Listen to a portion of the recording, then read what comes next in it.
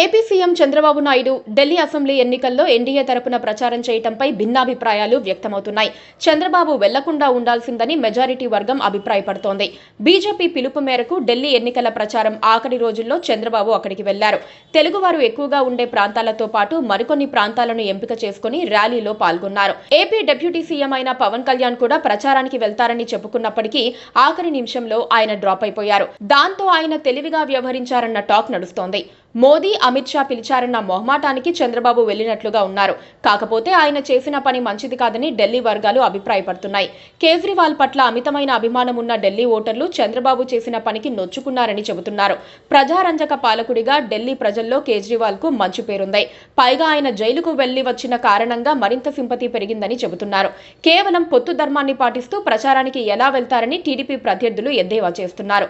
నిజానికి చంద్రబాబు నాయుడుకు కేజ్రీవాల్ మంచి మిత్రుడు, శ్రేయోభిలాషి.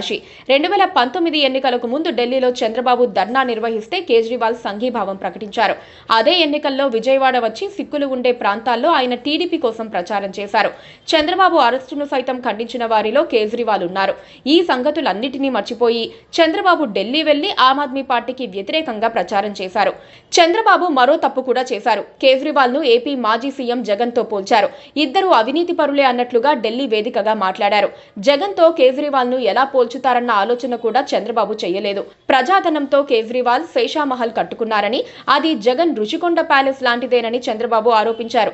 అది అర్థం లేని, పొంతన లేని ఆరోపణగా విశ్లేషకులు చెబుతున్నారు.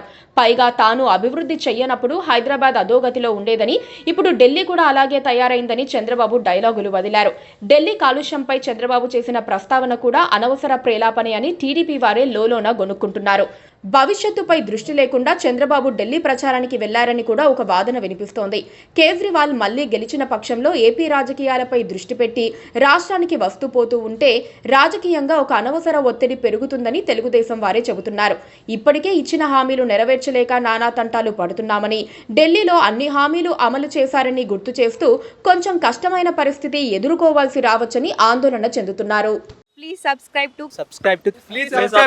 subscribe to KTV Telugu. KTV Telugu. KTV Telugu. KTV Telugu. KTV Telugu channel.